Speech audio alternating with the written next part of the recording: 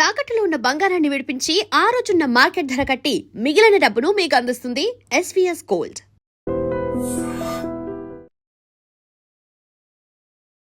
నమస్కారం, welcome to I dream. నేను మీ ఝాన్సీ. అయితే చాలా మందిలో లో బీపీ, హై బీపీ అని చెప్తూ ఉంటారు, వింటూ ఉంటాము. ఈ లో బీపీ ఉన్నప్పుడు అకస్మాత్తుగా కళ్ళు తిరిగి పడిపోవడం, చాలా హెల్త్ ఇష్యూస్ రావడం, ఇవన్నీ చూస్తూ ఉంటాము. మరి ఆయుర్వేదంలో లో బీపీ కానివ్వండి, హై బీపీ కానివ్వండి, ఎలాంటి వైద్యపరమైన సూచనలు మనం తెలుసుకోవచ్చు? ఆయుర్వేద వైద్యంలో 40 ఏళ్ల అనుభవంతో ఉన్న బాలకిషన్ గారి దగ్గర మనం ఉన్నాము. ఈరోజు బీపీ అసలు ఎందుకు వస్తుంది, వచ్చినప్పుడు మనం ఎలాంటి జాగ్రత్తలు తీసుకోవాలి, ఎలాంటి మందులు మనం యూజ్ చేస్తే దాన్ని కంట్రోల్ చేసుకోవచ్చు, ఈ విషయాలన్నీ తెలుసుకుందాం. నమస్కారం అండి. నమస్కారం. సార్, చాలామందిలో పెద్దవాళ్ళలో జనరల్గా మనం చూసినట్లయితే ఎక్కువ ఆడవాళ్ళల్లో బీపీ పేషెంట్స్ ఎక్కువ మంది ఉంటూ ఉంటారు. అసలు బీపీ అనేది ఎందుకు వస్తుంది, వచ్చినప్పుడు మనం ఎలాంటి జాగ్రత్తలు తీసుకోవాలి? బీపీ బ్లడ్ ప్రెషర్, దాని రేట్ ఆఫ్ ప్రెషర్ అనమాట, flow of rate, blood flow rate, and as well as దాన్నే రక్తపోటు అని చెప్పేసి తెలుగులో చెప్తుంటాం వాడతారు. సరే, అది ఎందుకు వస్తుంది అంటే కొన్ని రకాల టెన్షన్స్, హైపర్ టెన్షన్స్, ఎక్కువగా ఆలోచించడం, యాంగ్జైటీకి లోను కావడం, సరైన నిద్ర లేకపోవడం, సరైన ఆహారం లేకపోవడం, విరుద్ధమైన ఆహారం తినడం, ఇలాంటివి చేయడం వల్ల అధిక రక్తపోటు వచ్చే అవకాశాలు ఉన్నాయి విరివిగా. సో ఇందాక చెప్పినట్టు సరైన సమయంలో నిద్ర లేకపోవడం, సరైన ఆహారం తీసుకోవడం, ఈ 2 కారణాలే అవుతాయి.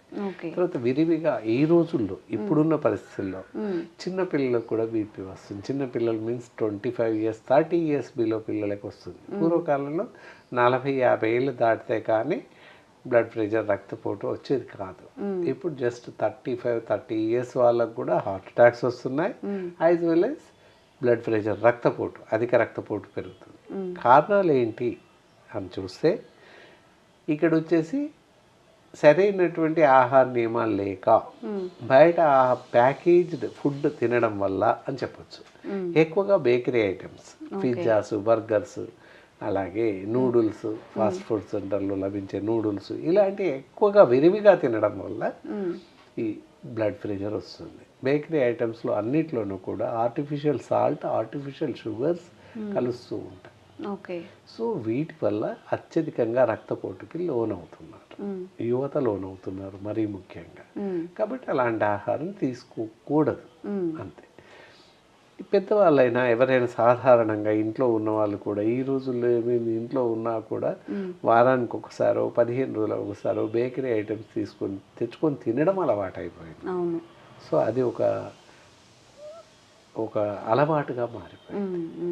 బయట నుంచి ఫుడ్ తెచ్చుకోవడం, వారంలో ఒకసారి తింటే ఏమవుద్దులే, 10 రోజులకు తింటే ఏమవుద్దులే అని చెప్పేసి బేకరీకి వెళ్ళడం, బిస్కెట్స్ తేవడం, సమోసాలు తెచ్చుకోవడం, ఇలాంటి ఆర్టిఫిషియల్ ఫుడ్ తినడం జరుగుతుంది.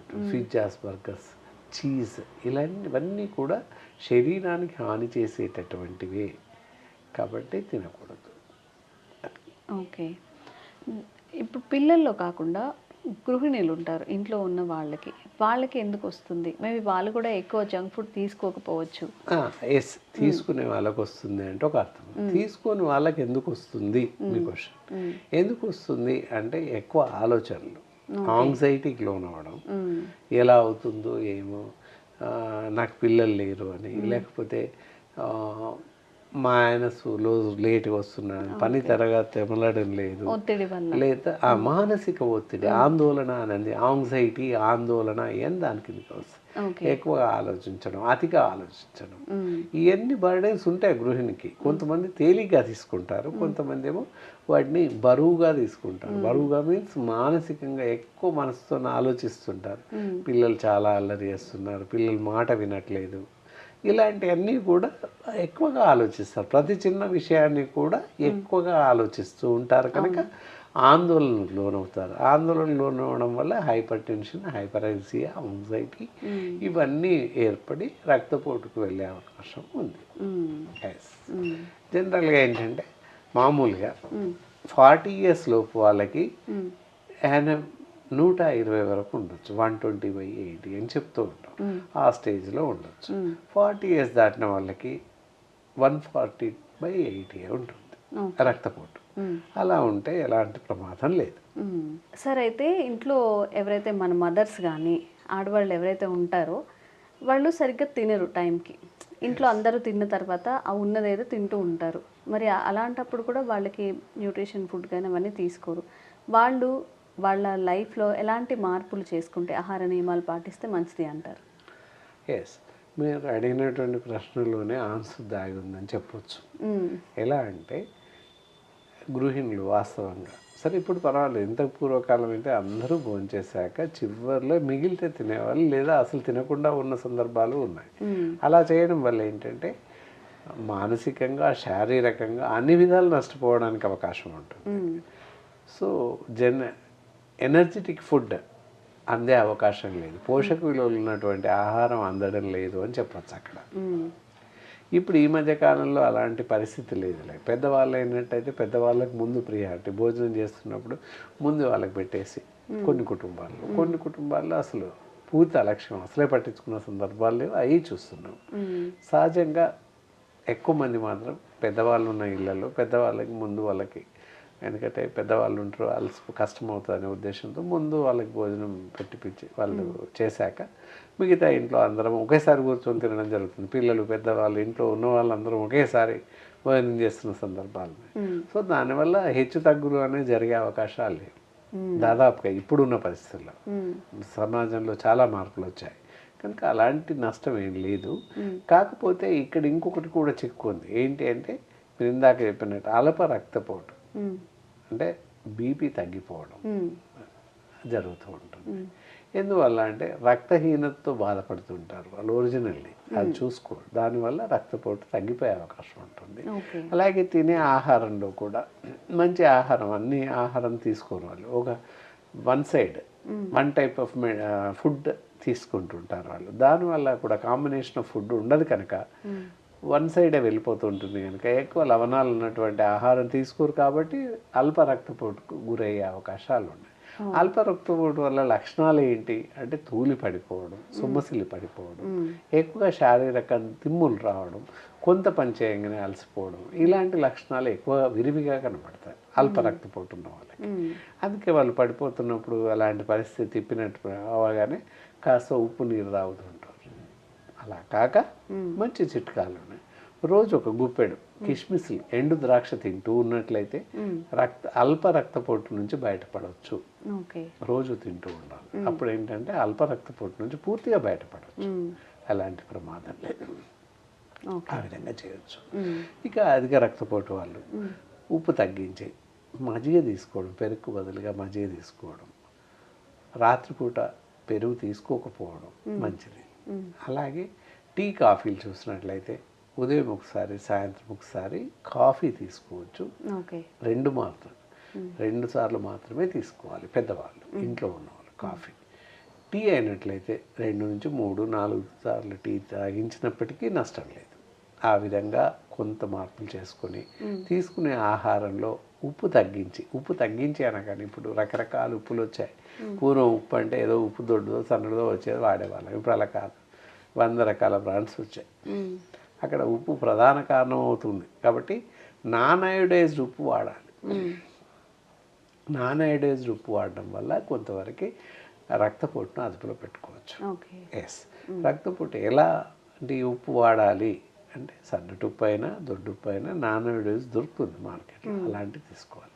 నాన్ అయోడైజ్డ్ అయోడైజ్డ్ వాడొద్దు అని చెప్పగానే చాలామంది సైంధవ లవణం రాతి ఉప్పు వాడుతున్నారు. రాతి ఉప్పు వాడకూడదు, ఏమాత్రం శ్రేయస్కరం కాదు.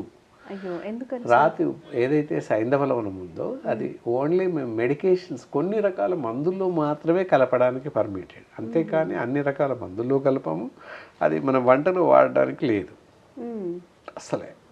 మరి కర్రీస్లో యూజ్ చేసుకోవాలంటే ఎట్లా? మామూలు ఉప్పు, రాతుప్పు, దొడ్డుప్పు, కానీ ఆ దొడ్డుప్పు సన్నది కూడా దొరుకుతుంది. జస్ట్ క్రీమ్ కలర్ లాగా కల్లుప్పు వేరే, సైంధవ లవణం వేరే. సైంధవ లవణం అంటే కొంచెం పింక్ కలర్లో ఉంటుంది, మేము మందులలో కలుపుతూ ఉంటాం. సో మెడిసిన్స్ వరకే పర్మిటెడ్, అది కొన్ని రకాల మందులలో మాత్రమే కలుపుతాం, అన్ని రకాల మందుల్లో కలపం. అలాంటి ఉప్పును ఆహారంలో చేర్చుకొని తినడం ఏమాత్రం శ్రేయస్కరం కాదు. అందుకని శ్రోతలంతా గమనించాలి. పింక్ సాల్ట్ అని అమ్ముతున్నారు, తినకూడదు. మామూలు రాతి ఉప్పు లేదా రాతి ఉప్పు సన్నగా చేసి వాడడం నాన్ ఏజ్డ్ ఉప్పు లైట్ తెల్లగా కాకుండా ముట్టుకుంటే మనం ఉప్పు కాసేపు పట్టుకున్నట్లయితే చేయంత తడిగా అవుతుంది, అది ప్రధానంగా గుర్తుపట్టవచ్చు. అలాంటి ఉప్పును మాత్రమే వాడాలని ఆశిస్తున్నాను. ఆ విధంగా చేస్తే బీపీని అదుపులో పెట్టుకోవచ్చు, థైరాయిడ్ని అదుపులో పెట్టుకోవచ్చు నాన్ ఐడైజ్డ్ వాడితే. సార్ అయితే బీపీ కోసం మనం చాలా మాట్లాడుకున్నాం, ఫుడ్ హ్యాబిట్స్ ఎలా ఉండాలి, వాళ్ళ జీవనశైలి ఎలా ఉండాలి అని చెప్పి. అయితే ఆయుర్వేదంలో లో బీపీకి కానివ్వండి, హై బీపీకి కానివ్వండి ఎలాంటి మెడిసిన్స్ ఉన్నాయి, ఎలాంటి మెడిసిన్ ఎంతవరకు యూస్ చేయొచ్చు? ఇక్కడ ఆయుర్వేదంలో వచ్చేసి అద్భుతమైనటువంటి మెడిసిన్స్ ఉన్నాయి. ఇది బీపీకి కానీ లో బీపీకి కానీ మంచి మెడిసిన్స్ ఉన్నాయి. లో బీపీ వాళ్ళకైనట్లయితే ఒక 3-4 మంత్స్ మెడిసిన్స్ వాడినట్లయితే లో బీపీని అధిగమించవచ్చు. ఇందాక చెప్పినట్లు కిస్మిస్లు తింటూ మేము కొంత మెడికేషన్ కూడా ఇస్తాము. 3-4 మంత్స్లో అల్ప రక్తపోటు లో బీపీ ఉన్న వాళ్ళు అధిగమించవచ్చు. హై బీపీ ఉన్నవాళ్ళు కొంతకాలం రెగ్యులర్గా వాడాల్సిన అవసరం ఉంటుంది. కనిపిస్తున్నాయి ఇక్కడ హైపర్టెక్స్ అని చెప్పేసి బీపీ మాత్రలు ఉంటాయి. అవి మామూలుగా అలాంటి క్యాప్సిల్స్ కానీ ట్యాబ్లెట్స్ కానీ ఉంటాయి. డాక్టర్ సంప్రదిస్తే ఎన్ని గోళీలు వాడాలి, ఎంత వాడాలి అనేది ఇస్తుంటాం. చాలా మట్టుకు ఇందులో కూడా లైఫ్ లాంగ్ వాడాల్సిన అవసరం ఉంటుంది. కొంతమందికి కొంతకాలం తర్వాత 6 నెలలు ఏడాది తర్వాత నార్మల్ ఉండి మందులు వాడాల్సిన పరిస్థితి లేకుండా పోతుంది కొంతమందికి. అది ఎంతమందికి ఎవరికి అని చెప్పడానికి లేదు. మా దగ్గర కూడా ఒక 3-4 మెడిసిన్స్ వాడట్లేదు, ఒక 6 నెలలు ఏడాది కూడా ఆపేశారు అంతే. ఇప్పుడు బీపీ వాళ్ళకు ఉండట్లేదు ఆ విధంగా. అట్లా అందరికీ ఉంటుందని కూడా చెప్పలేము. మెడిసిన్ మాత్రం ఎప్పుడు వాడాల్సిందే, డాక్టర్ అబ్జర్వేషన్లో వాడడం చాలా మంచిది. ఆయుర్వేదంలో మాత్రం అద్భుతమైనటువంటి బెస్ట్ మెడిసిన్స్ అల్ప రక్తపోటుకి ఉన్నాయి, అధిక రక్తపోటుకి ఉన్నాయి. ఈ విధంగా వాడితే మనల్ని మనం అదుపులో ఉంచుకోవచ్చు. Okay, thank you sir.